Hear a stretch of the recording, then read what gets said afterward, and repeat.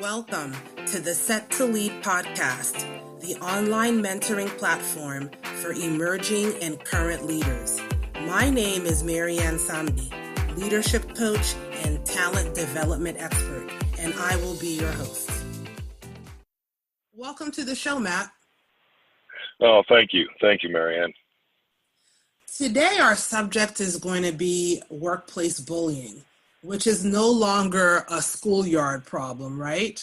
We're going to talk about how workplace bullying creates a toxic work culture and how we can potentially remedy those situations if you find yourself in that situation. Before we get started, tell our listeners a little bit about your background. Well, my name is Matt Paknis, and I've been working with organizations now for almost 30 years. I graduated from Brown University in the mid-'80s and was offered a couple failed NFL tryouts, and I was offered a coaching position on the Brown football staff. Took that. That led to 2 years at Penn State with Paterno and Sandusky.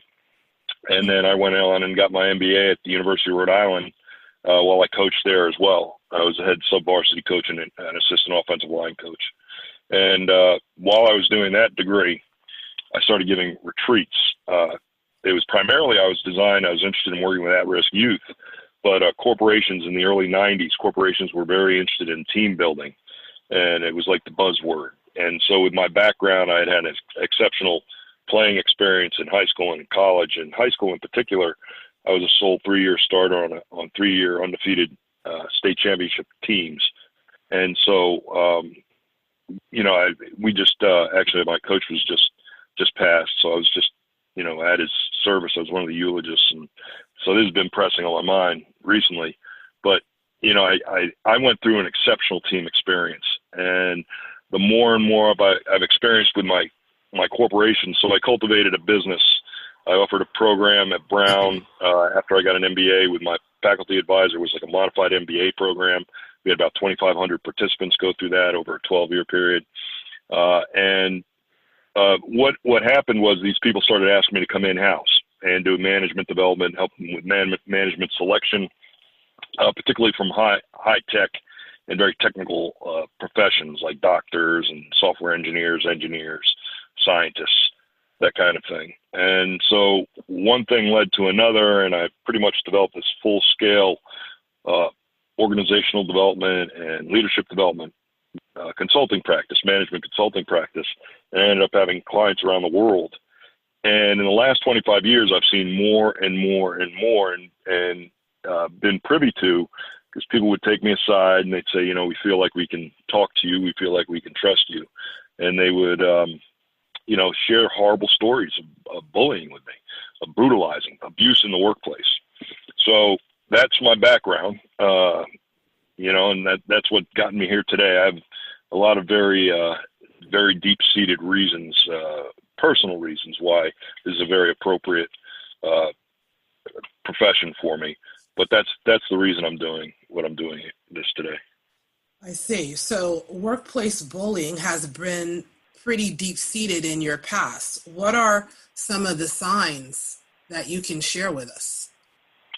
Well, on an individual basis, if you're being constantly chastised or criticized and you don't have real clear goals, roles, processes, there aren't like rules of engagement for decision-making or rules of authority or just communication and how things are going to be elevated and decided on, when you don't sense a commitment from the senior leadership down to really help you develop yourself, that can really get in the way, and it makes you pretty nervous, and it makes you feel as though when you say something to a bully, they put it through a filter and it becomes very defensive. Whereas when you say something to a successful leader, they work on it. They want to build from that in a very constructive way, whereas bullies tend to be much more destructive. So that's about as base I can get on the individual level. On an organizational level, I think you can ask, if you're applying for a place, you can ask around, ask employees, what's the FMLA rate? What's your turnover rate? Do you have a high level of absenteeism? Is there vandalism? Are there, how's productivity? Are people eager? Do people refer their friends and relatives to work here? all those signs that would say whether or not the place is being run by a bully or being run by a pretty healthy leader. Wow. So any one of those questions should be something that you ask during the interview process? No, I don't think, I think what you want to do is you want to gain exposure to people like frontline workers. In the interviewing process, you can always ask if they're serious about hiring you. Say, hey, can you mind if I talk to a couple people that I'll be working with? That kind of thing. And, then you go in and they'll most likely give you the straight scoop, unless they are obviously part of the problem. But, most of my experiences, even in the interview process, people sort of let on that there was something amiss at the organization. Now it depends on your need for the job, right? Which is a big problem. But, that's what you can do. You can, always, and walk around, see what you see. If they have big words on the front lobby that say, we're all about team, or if they have a value statement with beautiful words, but you walk around and you see people behaving in the opposite way, or you don't see real reflection of those values, there's a good sign there's something amiss and there might be bullying going on. Right. You mentioned that one of the signs is criticism. So, for someone who may think they're in a workplace bullying situation, how do you determine the difference between criticism and just good developmental feedback? I'm a coach, right? I started out as a coach. I was an athlete for 10 plus years in various sports, particularly in football. And that's you live and breathe with feedback. But, you use it, it's very objective. Your feedback is coming from a film that you both are looking at. So it's a fact, right? Mm-hmm. And, I think, and that's with good managers, they may not have a film of their subordinate working, but they're going to give the kind of descriptions that are just fact-based, that give feedback, that are very constructive, that actually make you want to improve yourself. Mm-hmm. Bullies are just into continuously, repetitiously, intentionally ripping you down, knocking you down, making you feel uncomfortable. It's a power and control, criticism, fear, a bad parent, critical parent, fearful child dynamic that they're trying to create for power and control. That's the real genesis of it all, is they want power. Whereas a good leader, they want to they want to empower their people. They want to empower their subordinates. Mm-hmm. If someone feels they're in a workplace bullying situation, how should they address this situation? If they feel that they're not empowered, if they feel that they're being criticized and chastened and they're not being developed, and everything around them that comes at them in terms of conversation is destructive, how should they address that? Well, it's very, it's a good question, but it's also this is very sad, because this is what I've seen. I think the bully, it's almost like being kidnapped, it's like this, the syndrome, the Stockholm syndrome, where you become sympathetic to your captors.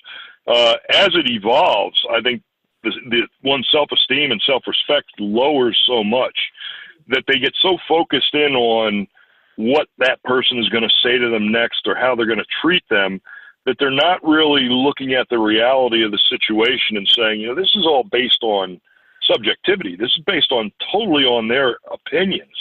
And you're less likely to look ahead, acknowledge reality, look for options, and then decide to move on. Often in a bullying situation, the healthiest thing is to get out. And even at a great expense. But a lot of times what happens is people get so caught up in that vile culture that they get sort of stuck in that moment, and they get stuck on whatever put them in this time of resistance. Whereas healthy people that are able to acknowledge, they sort of are able to acknowledge their reality, sit back, they're not compartmentalized or frozen into the trauma, because this is trauma. It's abuse. It's like domestic violence in the workplace.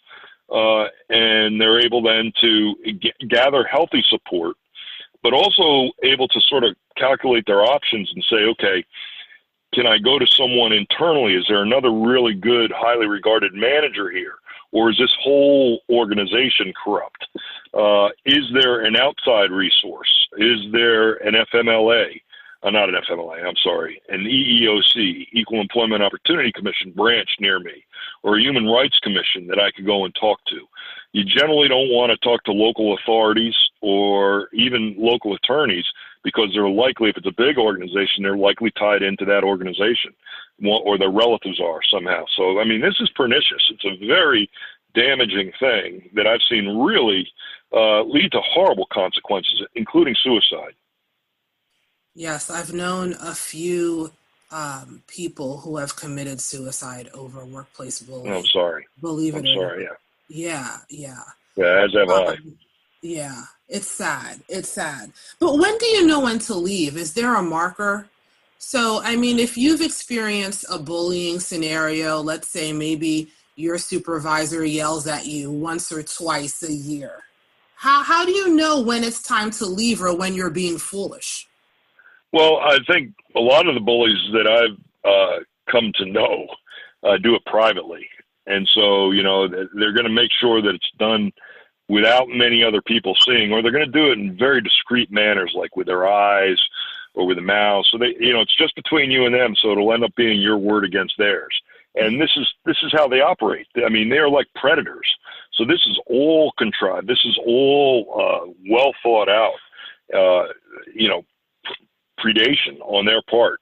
And so you know, my recommendation is the first time you see anything like that, start looking around. And the other thing is there is strength, but there also can be vulnerability in talking with your peers.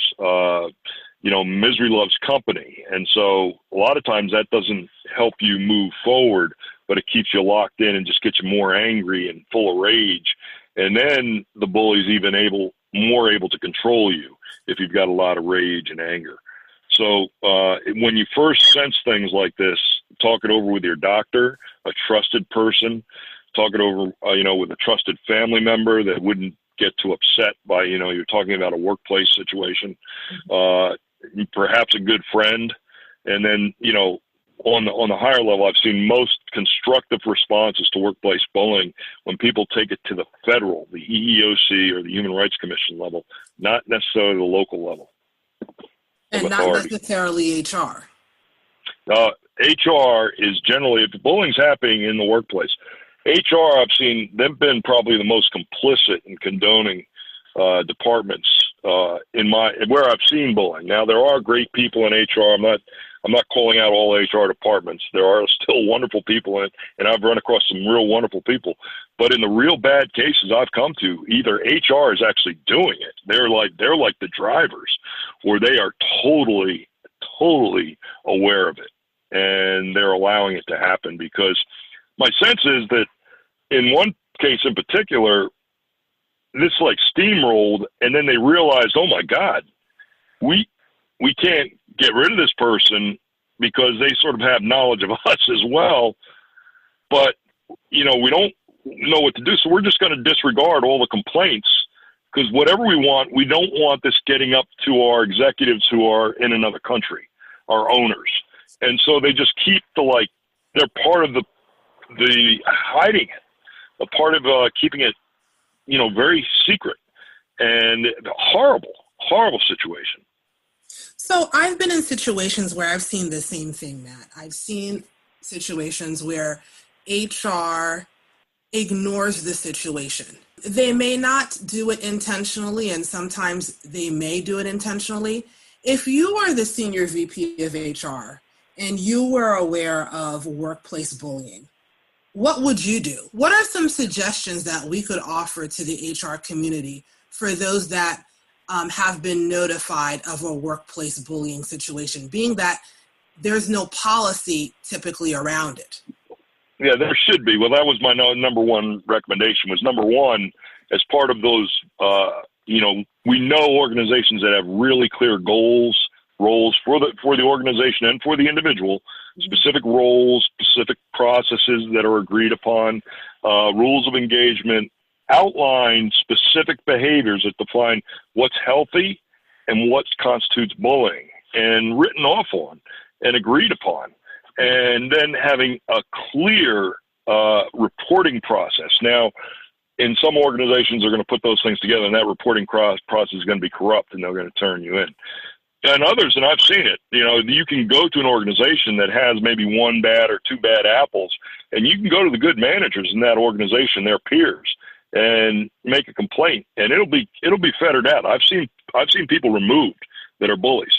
HR is usually reporting up through management. 25 years ago, I was actually brought into organizations by HR sincerely to try to create an environment and skills by their managers that would create a very constructive, healthy environment to primarily help the workers choose not being in a union, saying, we want to treat them so well that they choose us over the option of being a union. I think unions, due to the economy, have gotten very weak, and now these people that are prone to bullying gravitate to these positions for power, and they just wail unbelievable, and it's not necessarily real control; it's perceived power over the frontline workers, and it's all based on their need to sense a level of, I guess, superiority or control. Are you saying that a union-based workplace would be less susceptible to bullying? No, I would like to say that. I would like to say that would be like an ideal answer, but unfortunately, even then, bullies, tend to gravitate or have gravitated to running the unions. So then you're exploited on both ends. The critical issue is selecting good leaders, successful leaders, healthy leaders, whether it be in a union or whether it be in an organization. A lot of times it's nepotism. The number one reason why a person does bully is because there's something, and usually the best or your better employees are the ones that are going to get targeted. It's because there's something in that person, a character trait, a talent, a unique skill that really threatens the incompetence of the bully. Mm-hmm. And it triggers the incompetence. So they want to control that person. They don't want to be reminded that they're not all they are. The biggest fear of any bully is to be exposed as an incompetent fraud, which mm-hmm. deep down inside, all bullies feel like they are. Mm-hmm. They're insecure. Well, that's a tough one, because the way they act is not insecure at all. Mm-hmm. But I think deep down inside, it's like a rotted out pier. The pier looks beautiful, people are on it, but if they really went underneath, they'd see, oh wow, this thing's about to rot out. And I think that's what sort of defines a bully, whereas a real healthy leader is shored up. They have very strong and stable foundations, and people know that and feel that about them. So I read somewhere, Matt, that only 32% of those bullied confront the bully. It's probably safe to say your first course of action isn't to exit. You may decide to confront the bully. Is that well? wise? Yeah, I don't know. That's almost like confronting the abuser, right? And I would actually like to see that number a little lower, because the bullies are not rational.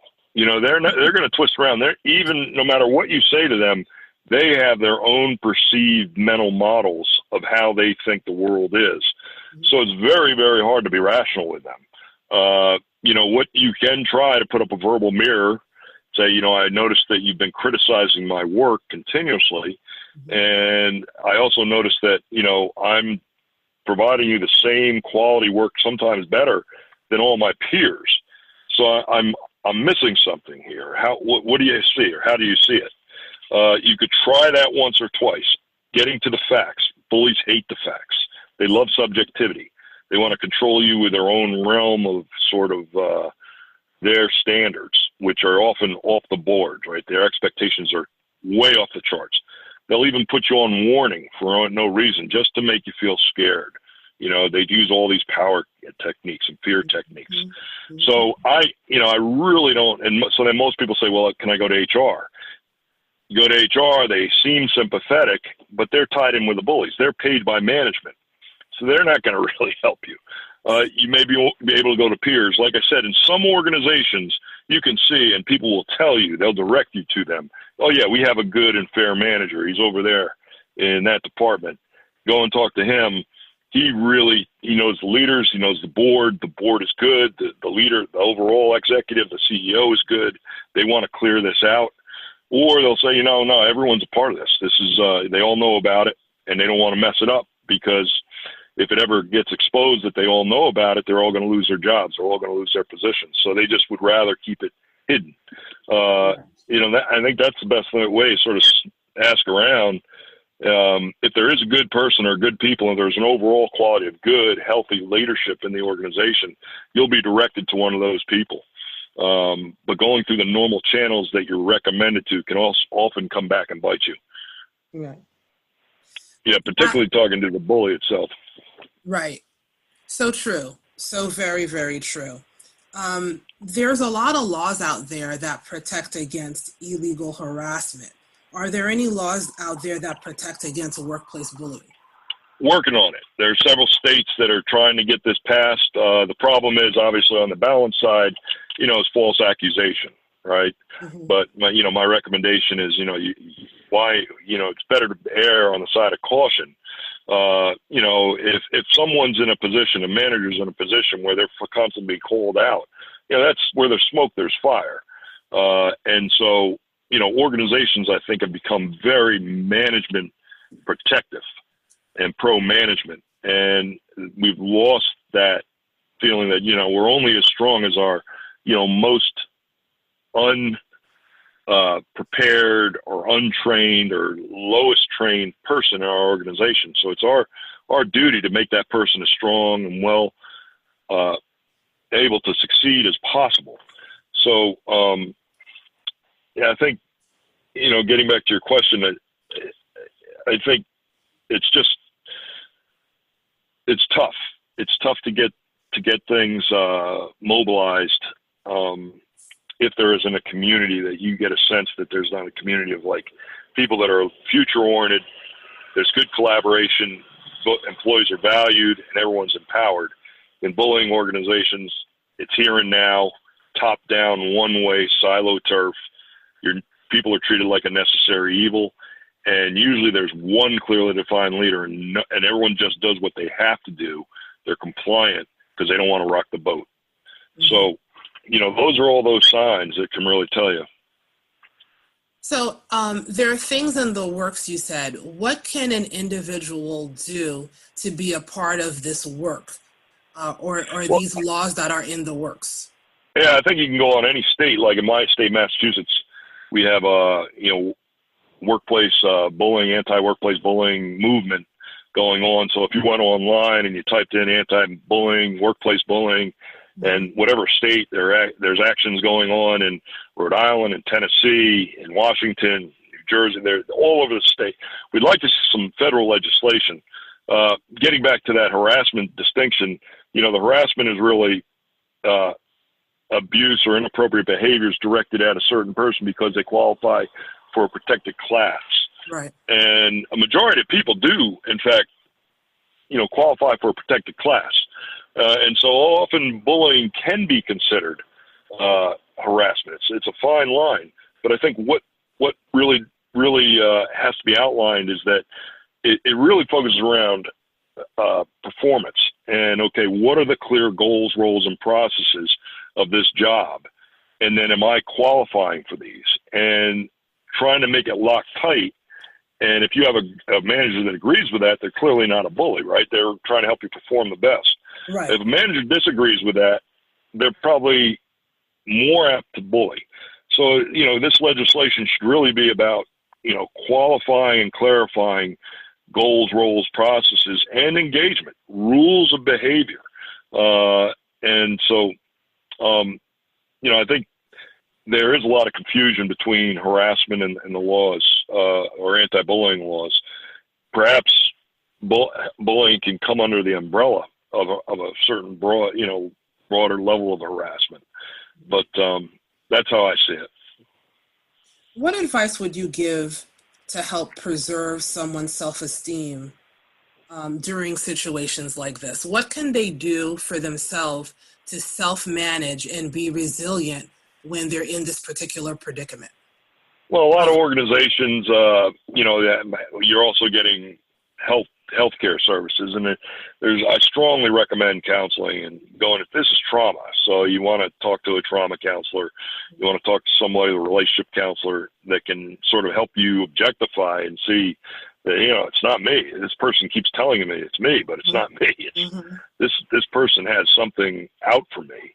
So it helps you realize that it's not you. The bully is going to they're going to gaslight you. They're going to make it seem like, or try to make it seem like everything is your fault. So you need to really be aware and cognizant of good things. Focus on the good things in your life. Focus on the good things that have happened in the past, what are happening now, focusing on things that you like to do, self-care, and then really focusing in on, the thing that pulls someone through that transition of change is a new goal, a future. Where do I want to be? What does success for me look like?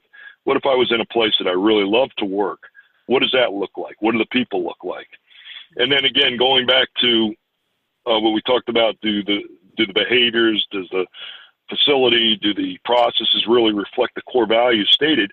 Walking around and seeing people and how they're interacting and how the place is maintained and the processes that they use will all tell you whether or not, this place is, it's transparent. It really reflects the core values, or this place is just, it's mirage. It's all smoke and mirrors, and it's all based on the power dynamic of the people that are running it. Thank you so much for that advice. I hope someone out there can glean some things from that. This was a great conversation and very important. Now that we've come to the end of our show, let our listeners know how they can follow you. Well, if you type in Matt Paknis, MattPaknis, I'm the only one, and so you can log on. You can see I have a Twitter account. I have LinkedIn. I post every day from a lot of quotes and tools and recommendations from my book. I compiled a book, How to Successful Leaders Aren't Bullies, How to Build Exceptional Organizations, How to Stop Abuse and Build Exceptional Organizations, and all that is in there. I'm always paraphrasing in very, very small chunks every day to try to inspire and mobilize, and really in this time, helping people overcome adversity. Everyone's sort of like in a standstill right now, a lot of fear. It's very important for people that are targeted to remember four things. It's not their fault. They're not alone. Healing is possible. It's never too late to heal. And the four or five ways to really clear it is to, share your secrets, share this abuse, this bullying with a professional who specializes in trauma. Identify cognitive falsehoods or distortions that have been beaten into you by this person, and then look at reality rather than those distortions. Identify behaviors that are associated with those distortions, and then in the moment, mindfully, choose better options and responses to your thoughts that will lead to healthier outcomes, and then surround yourself with healthier people. There are a lot of healthy people out there. These organizations, when you're in there, it doesn't seem that way. It seems like you're locked in, but there is help out there, and if I can help you in any way, please let me know. All right, for sure. Thank you so much, Matt. Thank you, Marianne. Pleasure talking to you. Same here.